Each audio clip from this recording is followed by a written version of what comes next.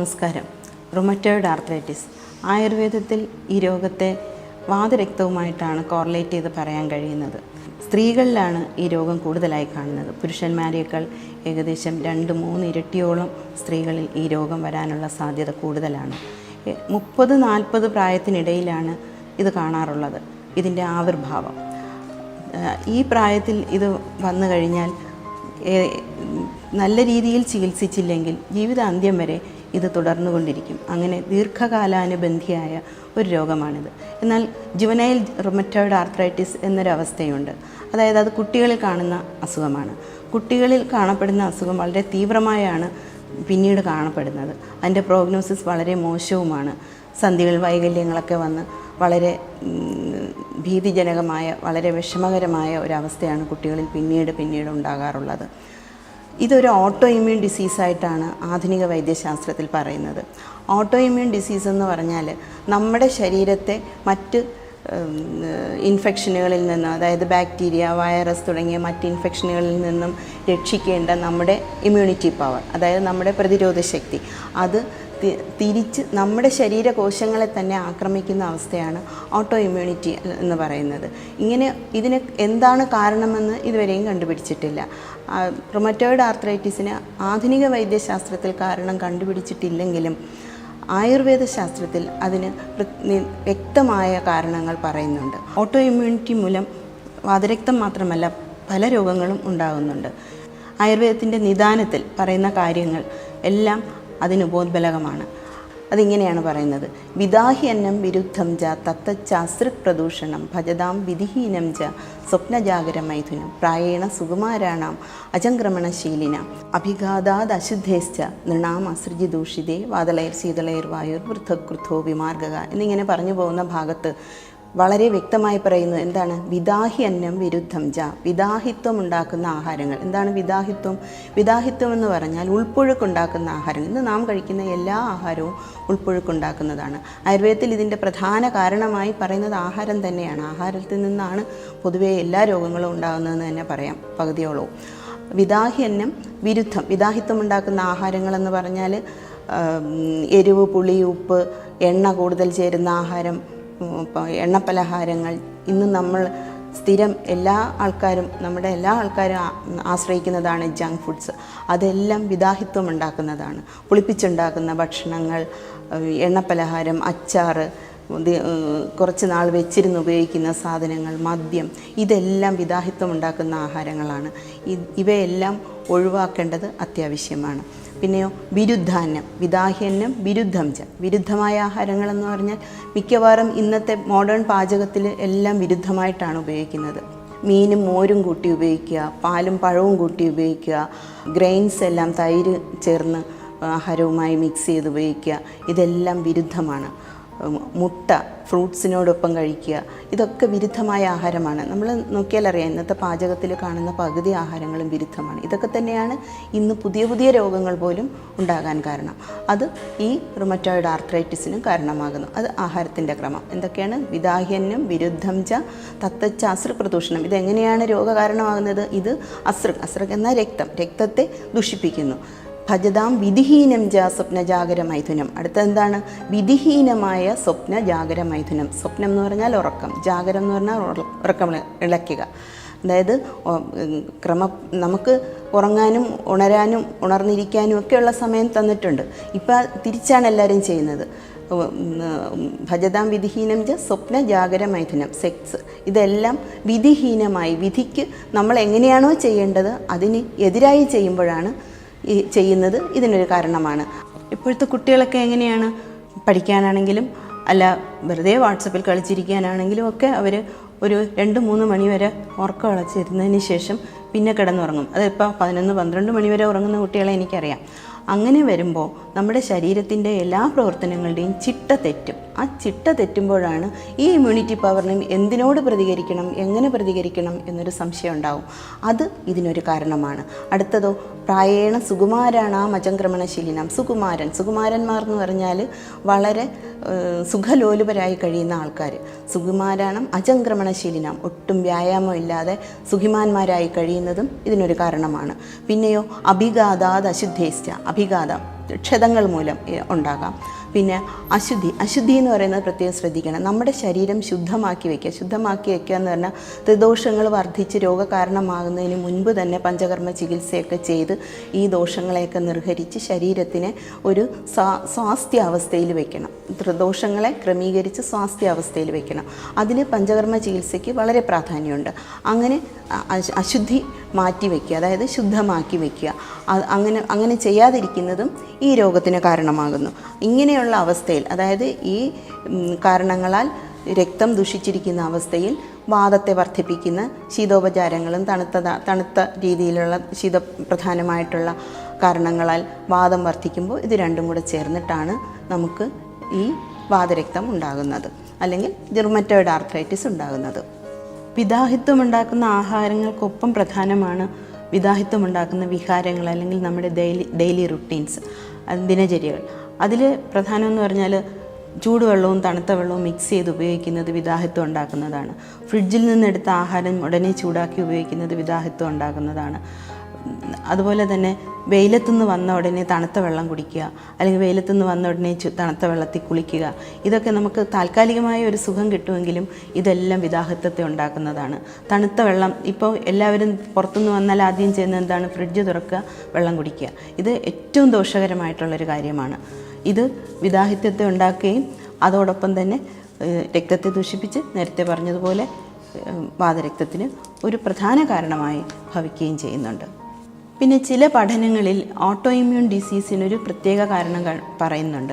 അതായത് നമ്മുടെ മാനസിക വ്യാപാരങ്ങൾ, അതായത് പോസിറ്റീവായിട്ടുള്ള ചിന്താഗതികൾ ഇതിനെ വരാതിരിക്കാൻ സഹായിക്കുന്നു. അതായത് അസൂയ, കുശുമ്പ്, സങ്കടം, മനപ്രയാസം, വളരെ ടെൻഷനേറിയ ജീവിതക്രമം, ഇതെല്ലാം ഒരു നെഗറ്റീവ് എനർജി തരുന്നതാണ്. ഇങ്ങനെയുള്ള അവസരങ്ങളിലും ഓട്ടോ ഇമ്മ്യൂൺ ഡിസീസ് വരാനുള്ള സാധ്യത കൂടുതലാണ്. ഇനി ഇതിൻ്റെ ലക്ഷണങ്ങൾ എന്തൊക്കെയാണെന്ന് നോക്കാം. സന്ധികളിലുണ്ടാകുന്ന നീരും വേദനയും തന്നെയാണ് പ്രധാനം, കാരണം ഇതൊരു ഇൻഫ്ലമേറ്ററി ഡിസീസാണ്. അതോടൊപ്പം തന്നെ പനി, ശരീരവേദന, അതിയായ ക്ഷീണം തുടങ്ങിയവയെല്ലാം ഇതിനോടനുബന്ധിച്ച് വരാറുണ്ട്. വിശപ്പില്ലായ്മയും രുചിയില്ലായ്മയും ഇതിൻ്റെ ഒരു പ്രധാന ലക്ഷണമാണ്. ദീർഘകാലാനുബന്ധിയായ ഒരു ക്രോണിക് ഡിസീസ്, അല്ലെങ്കിൽ ഒരു യാപ്യ രോഗം, ചികിത്സിച്ച് പൂർണ്ണമായും ഭേദപ്പെടുത്താൻ കഴിയാത്ത ഒരു യാപ്യ രോഗമായിട്ടാണ് ഇതിനെ പറയുന്നത്. ഇതിൻ്റെ ഏറ്റവും പ്രധാന ബുദ്ധിമുട്ടെന്ന് പറഞ്ഞാൽ ഈ സന്ധികളിൽ വരുന്ന വൈകല്യങ്ങളാണ്, അതായത് ഡീഫോമിറ്റീസാണ്. ഈ സന്ധികളിൽ കൂടെ വരുന്ന നീരും വേദനയും ഈ സന്ധിയെ നശിപ്പിക്കും, അതായത് ഒരു ഡീജനറേഷൻ സംഭവിക്കും. എന്നിട്ട് ഈ സന്ധികളുടെ അലൈൻമെൻ്റ് എല്ലാം തെറ്റി ഒരു സബ്ലക്സേഷൻ ഉണ്ടാകും, അതായത് ഈ ജോയിൻസ് തെന്നി മാറും. എന്നിട്ട് അതിൻ്റെ ചലനാത്മകത നഷ്ടപ്പെടും. അതാണ് ഈ രോഗത്തിൻ്റെ ഏറ്റവും ഭീകരമായ അവസ്ഥ. നടക്കാനോ കൈവിരലുകളുടെ എല്ലാം ഷേപ്പ് മാറി വളരെ വികൃതമായി കാലിൻ്റെയും കൈകളുടെയും മുട്ടെല്ലാം തിരിഞ്ഞ് വളരെ നടക്കാനോ സന്ധികൾ യാതൊരു തരത്തിലും ചലിപ്പിക്കാനോ കഴിയാത്ത രീതിയിലുള്ള ഒരവസ്ഥയിലെത്തും. ആ അവസ്ഥയാണ് ഇതിൻ്റെ ഏറ്റവും വിഷമകരമായ അവസ്ഥ. ഈ അവസ്ഥയിലെല്ലാം തന്നെ ആയുർവേദ ചികിത്സയിൽ വളരെയേറെ മാറ്റം വരുന്നുണ്ടെന്നുള്ളത് വളരെ ആശ്വാസകരമാണ്. സന്ധിവേദന എന്ന് പറയുമ്പോൾ ചെറിയ ജോയിൻസിനെയാണ് ഇത് ആദ്യം അഫക്റ്റ് ചെയ്യാറുള്ളത്, അതായത് വിരലുകളിലെ ജോയിൻസ്. അവിടെ നിന്ന് കുറേശ്ശെ ഇത് മുകളിലോട്ട് റിസ്റ്റിലോട്ടും ആംഗിൾസിലോട്ടും എല്ലാം വ്യാപിക്കാറുണ്ട്. ആദ്യം ഈ രോഗം വരുമ്പോൾ നമ്മളിത് റുമറ്റോയ്ഡ് ആർത്രൈറ്റിസ് ആണെന്ന് ഡയഗ്നോസ് ചെയ്യണമെന്നില്ല. മോർണിംഗ് സ്റ്റിഫ്നെസ് ഇതിൻ്റെ ഒരു പ്രധാന ലക്ഷണമാണ്. മോർണിംഗ് സ്റ്റിഫ്നെസ് എന്ന് പറഞ്ഞാൽ രാവിലെ എഴുന്നേറ്റ് ആദ്യത്തെ ഒരു മണിക്കൂറോളം അതികഠിനമായ വേദന. ഇങ്ങേറ്റം ടൂത്ത് ബ്രഷ് എടുത്ത് അതിലോട്ട് പേസ്റ്റ് എടുക്കാൻ പോലും കഴിയത്തില്ല. അതിന് ഉള്ള ഒരു പ്രസ് ചെയ്യാനുള്ള ഒരു ശേഷി പോലും ആ ജോയിൻസിന് കാണത്തില്ല, പ്രത്യേകിച്ചും ഈ വിരലുകളിലെ ജോയിൻസിന്. കുറച്ച് നേരം കഴിയുമ്പം പതുക്കെ അതിന് ഒരയവ് വരും. ഇത് ചികിത്സ ചെയ്യാതെ തന്നെ ആ സമയത്ത് എന്തെങ്കിലും ചെറുതായിട്ട് കൈ ചൂട് പിടിപ്പിക്കുകയോ ഒക്കെ ചെയ്യുമ്പോൾ അതിന് വ്യത്യാസം വരാറുണ്ട് തുടക്കത്തിൽ. പക്ഷേ കാലം കഴിയും തോറും ഇതിൻ്റെ തീവ്രത കൂടി വരും. പിന്നെ ഇടയ്ക്കിടയ്ക്ക് അസുഖം വരികയും കൂടുകയും ഇടയ്ക്ക് കുറയുകയും ചെയ്യുന്ന ഒരു രീതിയും ഇതിനുണ്ട്. അത് ആയുർവേദത്തിൽ ഭൂത്വ പ്രണശ്യന്തി എന്ന് പറയുന്നുണ്ട്. അതായത് റെമിഷൻസ് ആൻഡ് എക്സാസർബേഷൻസ്, അതും ഇതിൻ്റെ ഒരു പ്രധാന ലക്ഷണമാണ്. ഇടയ്ക്ക് വരും, പിന്നെ കുറച്ച് നാൾ വലിയ അസുഖമില്ലാതെ എന്തെങ്കിലും ചികിത്സ ചെയ്യും, അത് കുറയും. പിന്നെ കൂടെ വരുമ്പോഴായിരിക്കും മിക്കവാറും ഈ രോഗം ഡയഗ്നോസ് ചെയ്യുന്നത്. നമ്മുടെ ഇമ്മ്യൂൺ സിസ്റ്റത്തിൻ്റെ വ്യത്യാസം ഈ രോഗത്തിലെ ഒരു പ്രധാന കാരണമായതുകൊണ്ട് ഇമ്മ്യൂണിറ്റി കുറവ് കൊണ്ട് വരുന്ന രോഗങ്ങളും ഈ രോഗിയെ ബാധിക്കാറുണ്ട്. അതായത് എല്ലാ ഇൻഫെക്ഷൻസും പെട്ടെന്ന് വരാൻ സാധ്യതയുണ്ട്. അതുകൊണ്ട് ഇങ്ങനെയുള്ള ഈ റുമറ്റോയ്ഡ് ആർത്രൈറ്റിസ് ഉള്ള ഒരു രോഗി എപ്പോഴും മറ്റ് അസുഖങ്ങളുള്ളവരിൽ നിന്നും അകലം പാലിക്കുന്നത് നന്നായിരിക്കും. ഇനി ഇതിനായി ചെയ്യുന്ന ഇൻവെസ്റ്റിഗേഷൻസ് എന്തൊക്കെയാണെന്ന് നോക്കാം. ഇൻവെസ്റ്റിഗേഷൻസ് ഒന്നുമില്ലാതെ ലക്ഷണങ്ങൾ കൊണ്ട് തന്നെ നമുക്ക് ഈ രോഗം മനസ്സിലാക്കാൻ കഴിയും. എന്നിരുന്നാലും ഇതിൻ്റെ പ്രോഗ്നോസിസും ഇതിൻ്റെ ചികിത്സയുടെ ഇഫക്റ്റീവ്നെസ് എത്രത്തോളം ഉണ്ടെന്നുള്ളത് അറിയണമെങ്കിലും നമുക്ക് ഈ ഇൻവെസ്റ്റിഗേഷൻസും കൂടെ ആവശ്യമാണ്. ഈ റുമറ്റോയ്ഡ് ആർത്രൈറ്റിസിൽ സി റിയാക്റ്റീവ് പ്രോട്ടീനും ESRും എപ്പോഴും ഹൈ ആയിരിക്കും, മിക്കവാറും ഹൈ ആയിരിക്കും. അതുപോലെ RA ഫാക്ടർ ഒരു 70% പേഷ്യൻസിലും RA ഫാക്ടർ പോസിറ്റീവ് ആയിരിക്കും. എന്നാൽ RA ഫാക്ടർ പോസിറ്റീവ് അല്ലാന്ന് വെച്ച് ഇത് വാതരക്തമല്ല എന്ന് പറയാൻ കഴിയില്ല. ഒരു 30% പേരിൽ 20-30% പേരിൽ ANA പോസിറ്റീവ് ആയിരിക്കും. ആയുർവേദത്തിലെ ചികിത്സ എന്ന് പറയുന്നത് ലക്ഷണങ്ങളും ദോഷങ്ങളുടെ അവസ്ഥയും അനുസരിച്ച് തന്നെയാണ് ചെയ്യുന്നത്. ANTI-CCP ഒരു പ്രധാന ഡയഗ്നോസ്റ്റിക് ടെസ്റ്റായിട്ട് നമ്മൾ എടുക്കാറുണ്ട്. എന്നിരുന്നാലും ലക്ഷണങ്ങൾ കുറയുകയും രോഗി സുഖം പ്രാപിക്കുകയും ചെയ്യുന്നതിൽ തന്നെയാണ് ചികിത്സയുടെ വിജയം. ഇനി ഇതിൻ്റെ ചികിത്സ എങ്ങനെയാണെന്നുള്ള കാര്യം നോക്കാം. ചികിത്സയിൽ പ്രധാനം നിദാന പരിവർജനം, അതായത് ഇതിൻ്റെ കാരണങ്ങൾ എന്താണോ അതിനെ ഒഴിവാക്കുക എന്നുള്ളതാണ് ചികിത്സയിലെ ഏറ്റവും പ്രധാനം. നമ്മൾ നേരത്തെ കുറേ കാരണങ്ങൾ പറഞ്ഞില്ലേ, വിദാഹ്യന്നം, വിരുദ്ധാഹാരം, അങ്ങനെയുള്ള കാര്യങ്ങൾ, അതായത് വിദാഹിത്വം ഉണ്ടാക്കുന്ന എല്ലാ ആഹാരങ്ങളും നേരത്തെ പറഞ്ഞ ആ കാര്യങ്ങളെല്ലാം ഒഴിവാക്കുക. അത് പഥ്യമല്ല, അത് രോഗത്തിൻ്റെ ചികിത്സ തന്നെയാണെന്ന് എല്ലാവരും മനസ്സിലാക്കണം. അങ്ങനെ ചികിത്സ ചെയ്തെങ്കിൽ മാത്രമേ ഇതിൽ നിന്ന് ഒരു മുക്തി ഉണ്ടാവുകയുള്ളൂ. അങ്ങനെ ഈ വക കാര്യങ്ങൾ, ഈ പഥ്യക്രമം എല്ലാം ആചരിച്ചുകൊണ്ട് ചികിത്സിച്ച് ഒരുപാട് കേസുകൾ ചികിത്സിച്ച് സുഖമാക്കാൻ നമുക്ക് കഴിഞ്ഞിട്ടുണ്ട്. അതുകൊണ്ടാണ് ഇതിൽ നിദാന പരിവർജനത്തിന്, അതായത് കാരണത്തിന് ഏറ്റവും പ്രാധാന്യം ഉണ്ടെന്നുള്ളത് പറയുന്നത്. അങ്ങനെ ഈ കാരണങ്ങളെല്ലാം ഒഴിവാക്കിക്കൊണ്ട്, ഈ ആഹാരങ്ങളാണെങ്കിലും നമ്മുടെ ദിനചര്യയിൽ വരുന്ന കാര്യങ്ങളാണെങ്കിലും നേരത്തെ പറഞ്ഞ എല്ലാ കാരണങ്ങളും ഒഴിവാക്കി കൊണ്ട് നമ്മൾ ചികിത്സ തുടങ്ങിയാൽ തീർച്ചയായിട്ടും പൂർണ്ണസുഖം കിട്ടുമെന്ന് പറയാൻ കഴിയും. ഈ രോഗത്തിൻ്റെ ഒരു പ്രധാന കാരണം ആയുർവേദത്തിൽ ആമത്വമാണ്. ആമത്വം എന്ന് പറഞ്ഞാൽ ഡൈജസ്റ്റ് ആകാത്ത ആഹാരം തൊട്ട് ധാതുക്കൾ തൊട്ടെല്ലാം ആമത്തിൽ വരും. ഉഷ്മണോൽപബലത്വേന ധാതുമാദ്യം അപാജിതം ദുഷ്ടമാമാശേകതം രസമാപം പ്രചക്ഷത എന്നാണ് പറയുന്നത്. അങ്ങനെയുള്ള ആ ആമം ധാതുക്കളുമായി വിലീനമായിട്ട് നിന്നിട്ടാണ് ഈ രോഗത്തിൻ്റെ ഒരു പ്രധാന കാരണം. ആമത്തെ നശിപ്പിക്കുന്ന ആമപാചനമായിട്ടുള്ള ഔഷധങ്ങൾ ആദ്യം ഉപയോഗിക്കണം. അത് ഏതൊക്കെയെന്ന് പറഞ്ഞാൽ അമൃതോത്തരം കഷായം, ദശമൂലകടത്രയം കഷായം, ഇന്നുകാന്തം കഷായം, പിന്നെ വെട്ടുമാറൻ ഗുളിക തുടങ്ങിയ ഗുളികകളും അതോടൊപ്പം തന്നെ സുദർശനം ഗുളിക, വില്വാദി ഗുളിക, ഗുളൂച്യാദി കഷായം, രാസ്നാസപ്തകം കഷായം, രാസ്നേരണ്ടാദി കഷായം, ഈ വക കഷായങ്ങളെല്ലാം രോഗിയുടെ അവസ്ഥാനുസാരേണ ഉപയോഗിക്കാവുന്നതാണ്. വാദത്തിനാണോ പ്രാധാന്യം, പിത്തത്തിനാണോ പ്രാധാന്യം എന്നുള്ളതിനനുസരിച്ച് ഈ കഷായങ്ങളിൽ ഓരോന്നും ഉപയോഗിക്കുന്നതിന് ഓരോരോ അവസ്ഥകളുണ്ട്. ഷഡംഗം കഷായം ഒക്കെ ഇതിന് ഉപയോഗിക്കാവുന്നതാണ്. അതോടൊപ്പം തന്നെ ഏറ്റവും ആമപാചനമായിട്ടുള്ള ഒരു ഔഷധമാണ് ഷഡ്ധരണ ചൂർണം. അതും ഈ അസുഖത്തിൻ്റെ മിക്കവാറും ഏതാണ്ട് എല്ലാ അവസ്ഥകളിലും ഉപയോഗിക്കാവുന്ന ഒരു ഔഷധമാണ്.